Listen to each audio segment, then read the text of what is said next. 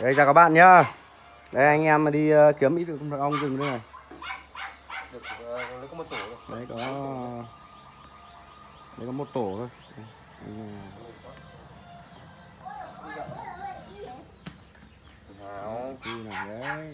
Đây mới là mật ong rừng các bạn này. Đây, mật ong rừng nó phải thế này nhá các bạn nhá, nó chính xác này đây. Thấy chưa? Đây. Các bạn cần mật ong rừng cứ liên hệ với anh em mình nhá. Bữa này nhìn mật nó xuống không? Đây mật. Làm có mang túi đi lấy cái mấy tổ kia không có túi. Này anh em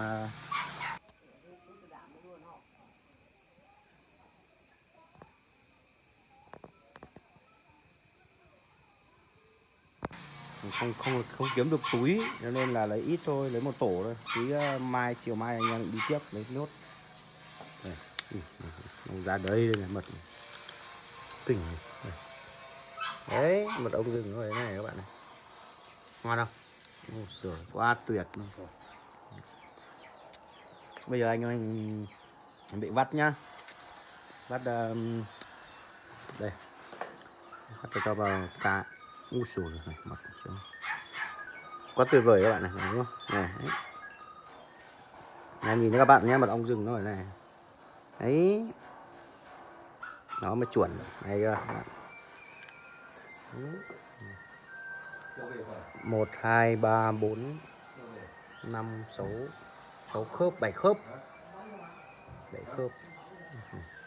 Nhìn này, nhìn các bạn nhé, nhìn này. Đấy mật ong nó vắt nó thế này, thấy chưa? Mà cầm mà nó nóng lắm các bạn nhé, cầm một cái mật ong rừng này nó nóng hẳn luôn đấy, nóng hẳn tay mình luôn, rất tuyệt vời. Có ăn không? Có ăn không? Ăn mật ong không? Không hả? Không ăn, ăn nhiều quá rồi chán rồi. Bố hôm nào cũng đi lấy về nhiều ăn chán rồi.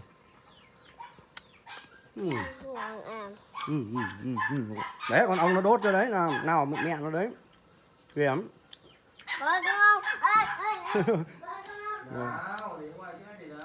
Bắt mật ong này, đấy. Mật ong rừng nó phải này các bạn.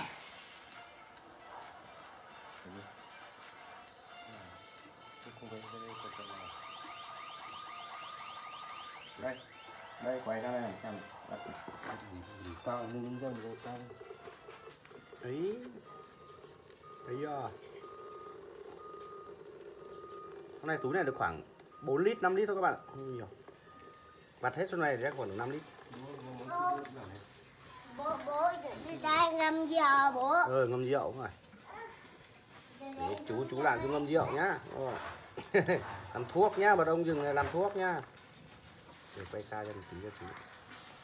Đây cả chú.